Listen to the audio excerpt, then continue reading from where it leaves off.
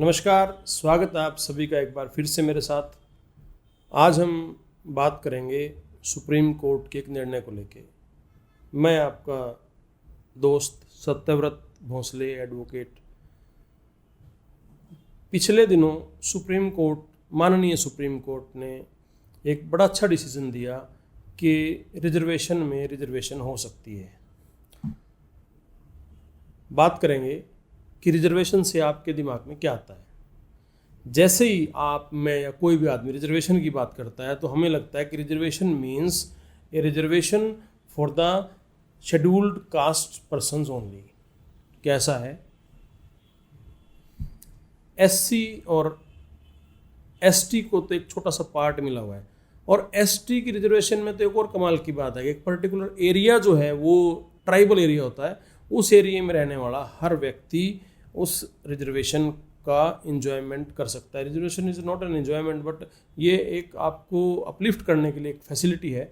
और उस tribal area में रहने वाले हर एक व्यक्ति, चाहे वो किसी भी कास्ट का हो, वो एसटी की रिजर्वेशन का फ़ायदा ले सकता है। तो इस तरीके से हम ये देख पा रहे हैं कि भी जो रिजर्वेशन है वो एक पर्टिकुलर एरिया में तो हर एक कास्ट को मिली हुई है, और उससे अलग जब हटके मिलती है तो वो शेड्यूल कास्ट को मिलती है। कुछ कास्ट हैं जो प्रेसिडेंट ऑफ इंडिया के जो नोटिफिकेशन है उसमें शेड्यूल्ड है, और कॉन्स्टिट्यूशन में शेड्यूल के अकॉर्डिंग जितनी कास्ट हैं उन सबको एक 15% की रिजर्वेशन का बेनिफिट मिलता है।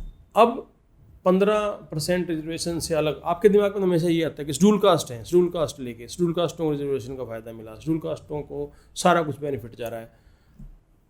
बीसी, ओबीसी, और इसके अलावा सरकार जब चाहे जिस मर्जी कास्ट को बीसी ओबीसी डिक्लेयर करके उनको भी रिजर्वेशन दे देती है। देखिए, रिजर्वेशन का जो असली पैमाना है वो ये है कि गरीब आदमी को आपने अपलिफ्ट करना है, उसका सोशल स्टेटस उसका बढ़ाना, उसकी लिविंग ईजी करनी है। लेकिन माफ़ करना, पिछले इतने सालों से मुझे जो महसूस हुआ कि रिजर्वेशन का फ़ायदा कुछ लोगों तक ही सीमित है, और माननीय सुप्रीम कोर्ट ने यही बात कही है। मैं यहाँ पे एक जस्टिस हैं, मैं नाम नहीं लूँगा, उन्होंने बड़ा बेसिक पॉइंट उठाया कि भाई जिस तरीके से इस चीज़ को कॉन्स्टिट्यूशनल बेंच के सामने लेके आए हैं वो मेंटेनेबल नहीं है, मतलब वो ठीक नहीं है। तो मुझे लगता है कि पहले उनकी क्वेरी भी दूर करनी चाहिए थी इस कॉन्स्टिट्यूशनल बेंच को, कि जो मैटर हमारे सामने आया है वो बिल्कुल सही तरीके से आया है और हम इस पर डिसीजन प्रॉपर देंगे। बहरहाल इस बात को यहीं छोड़ते हैं, हम इससे आगे की बात करेंगे। आगे की बात क्या है कि कॉन्स्टिट्यूशन में उन्होंने जो पूरा डिफाइन करते हुए ये बता दिया कि जो रिजर्वेशन है वो तो किसी भी गरीब को उठाने के लिए, बिल्कुल सही बात है।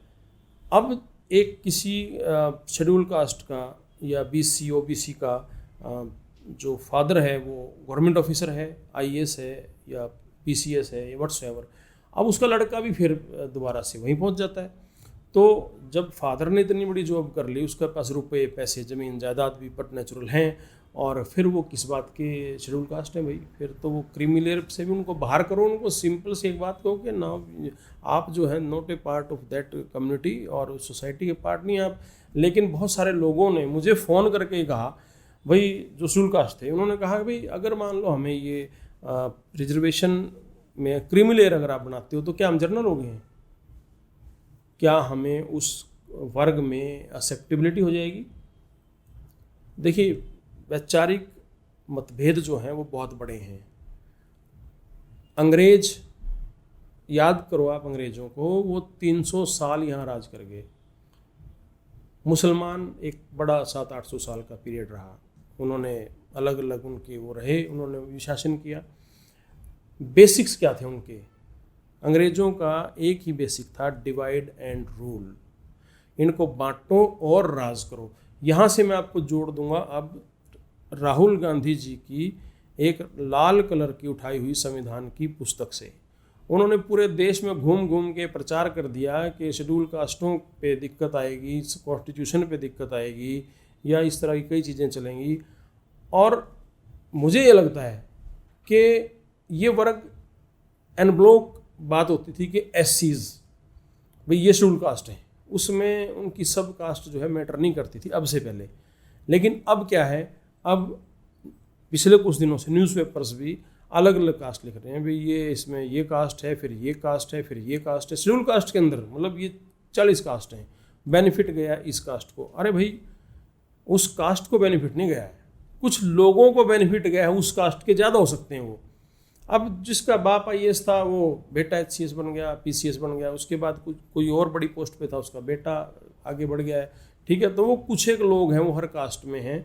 अब आप सब कास्ट में चले गए हो, उससे फिर आप नीचे और अब आप इसके बाद तो आप गोत्र में ही जाओगे। अब अगर ये लोग भी इकट्ठे हो गए तो अगला कदम तो सिर्फ यही बचता है कि भाई अब आप जो है गोत्र पे चले जाओ, भी इस गोत्र के लोग ज़्यादा हैं, इस गोत्र के लोग कम हैं, इनको भी डिवाइड करो, ठीक है। घर में फिर उसके बाद घर में जो 4 आदमी हैं उनको भी अलग अलग बात करके डिवाइड करो। देखो रूल आप लोगों ने करना है, लेकिन देश चलाना है। आप डिवाइड करते चले जाओगे अपने सिर्फ छोटे से बेनिफिट्स के लिए।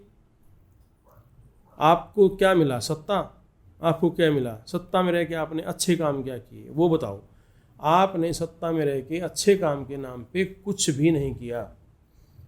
वो गरीब जो बेचारा कल भी गरीब था, वो कांग्रेस के शासनकाल में भी गरीब था, वो VP सिंह के टाइम में भी गरीब था, वो आज भी गरीब है, वो कल भी गरीब रहेगा, उसकी बात होती रहेगी। उसको अलग अलग मैकेनिज्म से उसको मनरेगा हमने दिया जी, उसको मतलब एक शासन वो आएगा कि हमने उसको मनरेगा दिया, एक शासनकाल वो आएगा कि नहीं जी हमने उसको 5 किलो राशन दिया, है ना जी। मतलब आपने क्या किया? क्या आपने उसको अपलिफ्ट करने के लिए कोई मैकेनिज्म डेवलप किया? सुप्रीम कोर्ट ने ठीक किया। मैं कह रहा हूँ भी जो भी गरीब से गरीब आदमी है उसको बेनिफिट जाना चाहिए, लेकिन नौकरियाँ कहाँ हैं? अगला सवाल, अगला वीडियो इसी बात पे करूँगा कि यहाँ रिजर्वेशन की बात थी, आप रिजर्वेशन के लिए लड़ाई लड़ रहे हैं, लेकिन नौकरियाँ कहाँ हैं? अब रिजर्वेशन के पार्ट देखिए। जो आदमी नौकरी कर रहा है वो तो क्रिमिनल, और जो नेता है जो नेता शेड्यूल कास्ट की सीट से MLA बन गया, जो नेता शेड्यूल कास्ट की सीट से MP बन गया, जो नेता शेड्यूल कास्ट की सीट से जिला परिषद का मेंबर बन गया, म्यूनिसिपल कॉरपोरेशन का चेयरमैन बन गया, कुछ और बन गया, शहर का मेयर बन गया, वो कहाँ गए भाई? क्या उन पे बैन है, वो दोबारा नहीं उसमें जाएंगे? आप खेल कर रहे हो पूरे देश के साथ, हाइड एंड सीक कर रहे हो आप पूरे देश के साथ। आप एक फैसला करते हो तो उस फैसले को प्रॉपर करो ना कि सारे इसी तरीके से चलेंगे। मतलब यहाँ आपका डिसीजन अलग है, वहाँ आपका डिसीजन अलग है। ये आपने देश को क्या फुटबॉल बना रखा है? आपने देश को समझ क्या रखा है? मतलब आप यहाँ पे कुछ भी करते चले जाओ। अगर आपने डिसीजन करना था तो आप ये डिसीजन करते कि जो आदमी शेड्यूल कास्ट में एक बार क्रिमिनल हो गया, इसके बाद इस आदमी को इस कैटेगरी की कोई भी फैसिलिटी नहीं मिलेगी, चाहे वो MLA हो, चाहे वो MP हो, चाहे मंत्री हो, चाहे IAS हो, चाहे PCS हो, चाहे कस्टम ऑफिसर हो, चाहे वो नीचे कोई और जॉब कर रहा है, चाहे वो एक क्लर्क भी है। आज की तारीख में एक क्लर्क का भी तो जीवन उठ गया उन गरीब लोगों के मुकाबले। तो आपको तो ये देखना है कि भैया जो जिस आदमी को बेनिफिट मिल गया उसको आप राम राम करो कि भैया चलो अब आप इस लाइन को छोड़ दो, अगलों को आने दो। लेकिन मेरा फिर सवाल आ गया, पॉलिटिकल आदमी कैसे बच गया इसमें? और जो लोग प्राइवेट कर रहे हैं काम, उनकी इनकम अच्छी है, उनके लिए क्या मैकेनिज्म है? उनकी तो अगली जनरेशन आ सकती है इसमें, वो तो बड़े आराम से बोल देंगे ना तो हमने कोई MLA का चुनाव लड़ा, ना ही हमने कोई जॉब ली, और ऐसे करके हम लोग एलिजिबल हैं अभी भी। तो देखिए चीज़ें शुरुआत हुई है अभी, लेकिन मेरा मानना है कि पॉलिटिकल आदमी को तो सबसे पहले इस क्राइटेरिया से बाहर किया जाना चाहिए, चाहे वो किसी भी कास्ट का है, चाहे वो किसी भी सब कास्ट का है। उसके बाद इस फैसले का सिस्टम समझ आता है। और दूसरी, आप एक और बहुत बड़ी बात देखो, इतना बड़ा फैसला हुआ, कौन बोला जी इसके ऊपर पूरे देश में? 2-4 बार अगर बयान भी आए हैं तो एक वो बिहार से लोजपा वाले हैं, उन्होंने कहा जी हम उसकी पुनर्विचार याचिका दाखिल करेंगे, या एक आध किसी और ने कुछ छोटी मोटी बात की। लेकिन देश की बड़ी पार्टियां, बड़े दल, बड़े लोग, नींद नहीं खुली क्या उनकी अब तक? या वो भी डिवाइड एंड रूल के पक्षधर हैं? आप लोग डिसाइड कीजिए, आप लोग डिसाइड कीजिए भी कौन आदमी कैसा है। अगर आपको लगता है कि भी मौजूदा सरकार या राहुल गांधी जी की पार्टी या मौजूदा सरकार की जो पार्टी है BJP, नीतीश कुमार, चंद्रबाबू नायडू, या जो भी XYZ है, आप मैं नाम नहीं लूँगा किसी के भी, जो पहले नाम लिए थे आप इनको भी 2 मिनट के लिए अलग कीजिए। आप बात ये देखिए भी इन लोगों में से कितने लोगों ने इस पूरे मामले में प्रतिक्रिया दी। मेरी प्रतिक्रिया तो सिंपल सी है कि पॉलिटिकल आदमी को भी इस सिनेरियो से बाहर करो। आज पूरे देश की संसद में जितने भी एमपी बैठे हैं, पूरे देश की विधानसभाओं में जितने भी एमएलए बैठे हैं, पूरे देश में जितने भी शेड्यूल कास्ट की सीट से जिला परिषद के मेंबर हैं, चेयरमैन हैं, या बेनिफिट जहां उनको सैलरी आ रही है गवर्नमेंट से, उन पोस्टों पे हैं पॉलिटिकल आदमी, बाहर कीजिए सबको। आप इनको क्रिमिनल बनाइए, आप सबको, इनको कहिए आप जनरल में जाके कंटेस्ट करें, दफा करो इनको सारों को। क्या करना है इनका? यही लोग तो हैं जो आगे सीट को रोक के बैठे हैं। आपने कहा कि जॉब में ये सब रहेगा, जॉब में कितने आदमी हैं? जितने आदमी जॉब में उससे कहीं ज्यादा तो राजनीति कर रहे हैं। अगर आपने अलग ही करना है तो आप इस पूरे वर्ग को ही अलग कीजिए ना, ताकि उसके बाद जो पीछे गरीब लोग हैं वो आगे बढ़ सकें। तो मेरी गुजारिश ये है कि रिजर्वेशन को तरीके से समझिए, और इसको जब आपने लागू करना है तो फ्रॉम पिलर टू पोस्ट आपको हर जगह करना पड़ेगा।